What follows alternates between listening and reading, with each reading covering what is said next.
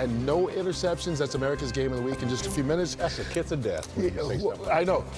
Probably jinxed him. Is that what you're saying? Yeah, a little bit. We'll find out. That game comes your way in just a little bit. But let's talk about some of the early games here, and I'll start with you, Howie. This Philadelphia Eagle team, they lost 2 in a row coming into today. They get a perfect performance from a quarterback rating standpoint from Jalen Hurts, but it didn't feel like a perfect kind of win. Ugly early. Yeah, it was ugly early. You talked about post routes. I talked about the seam. We both agree that they've got to work the middle of the field. They've been kind of a one-trick pony on the go routes and comebacks. They're not working the middle of the field. Today they did, and I think it set up the outside, and sometimes the protection was good. He throws a great deep ball. Everyone knows that. Smith had a great day. Brown had a great day. Both receivers are happy. That's rare. Now if they could get the trifecta and get the run game going with Saquon. But the offensive line's been banged up, and that's been a problem. I thought a touchdown pass to Brown was a thing of beauty because as a quarterback, he avoided the sack, and then Brown had actually run the comeback. And he and Hurts made eye contact, and Hurts did this. He turned and went before the corner could react. Beautiful throw. But they're going to have to get their running game together. You look at the game, 19 for 23, 326 yards, 3 TDs, and you go, man, why don't they throw it more? But that's just not the way that this offense operates. They need a running game. They got to get Saquon back on target. And like I said, Howie, he throws a great deep ball. That ball there to Brown. He had the one to Smith. He had the one in the fourth right at the end of the game to seal the deal to Brown down the sideline, threw it right here.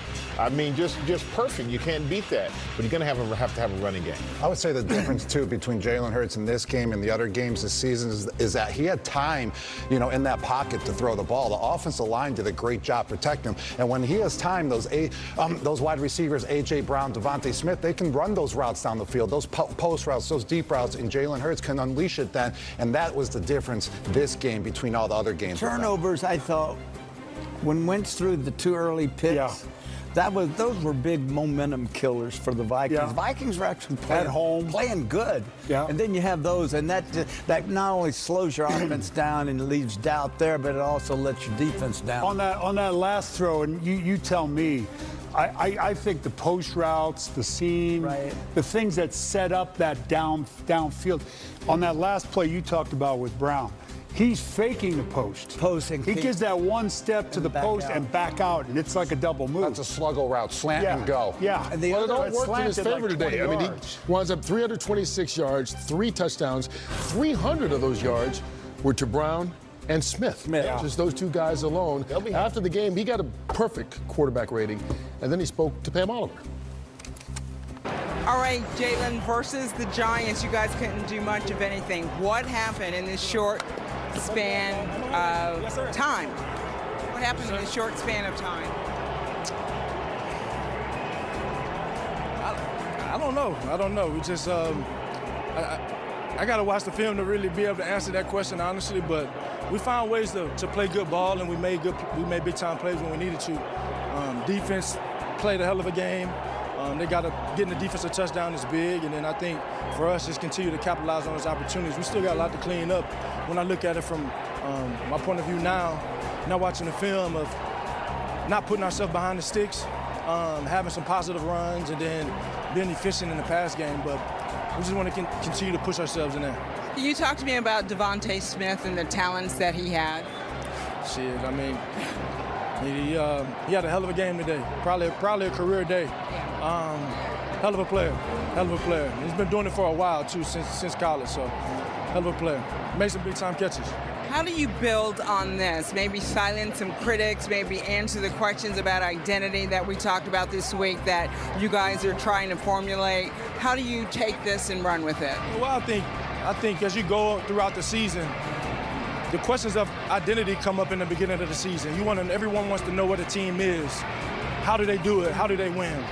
And as the season goes on, no one cares about identity. They just care about winning games. And so we're still trying to build. We're still trying to figure things out. Ultimately, when we're in a position to play for the things that we desire to in this organization, it'll be about finding ways to win. And no one will care how it looks. Congrats on a great day. Thank you.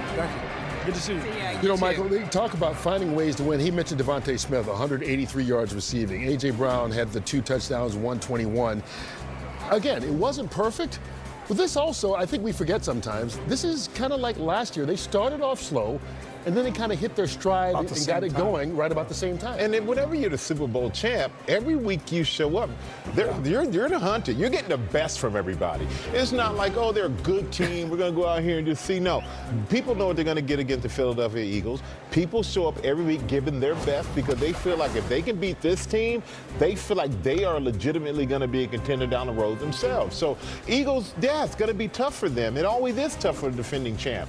And it looks like today they got back on track in so many ways after losing 2 games. And the last loss to the Giants was, I think, a big wake-up call for them because that's a team they usually dominate. Giants are nowhere near this team as far as talent around the team. And to get dominated like that is a big eye-opener. Yeah, you've played on a lot of Super Bowl championship teams, and so have I.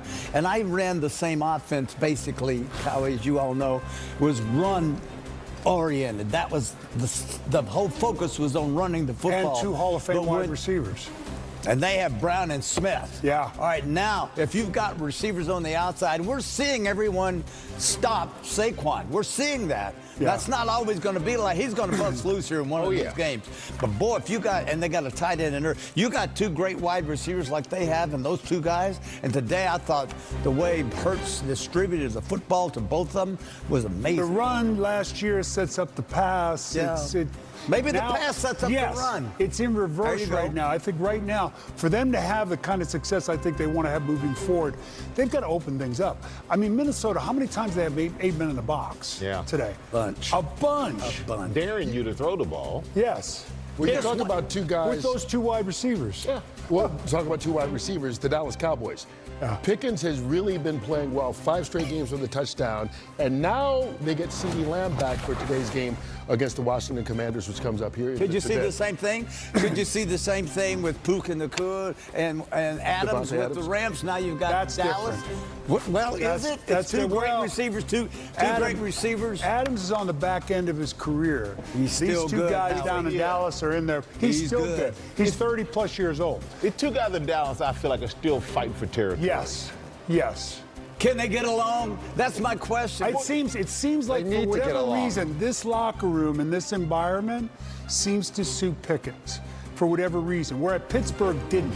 I don't know whether it was they gave him too much of a rope, they let him go too far, they didn't hold him accountable, whatever it was. Bingo. But down in Dallas, for whatever reason, whether it's the head coach or it's the owner, whoever, they seem to have reached him. And CeeDee Lamb seems to get along with Pickens. Did you ever complain? I want the ball. Did you ever go in and say, I'm not getting the ball? Go in and complain? Did you? Yeah. No, I never done that. You know, I always knew it was going to be my turn eventually. Because when you complain, I always had a doubt in my mind, dang, if I complain, then drop the pass.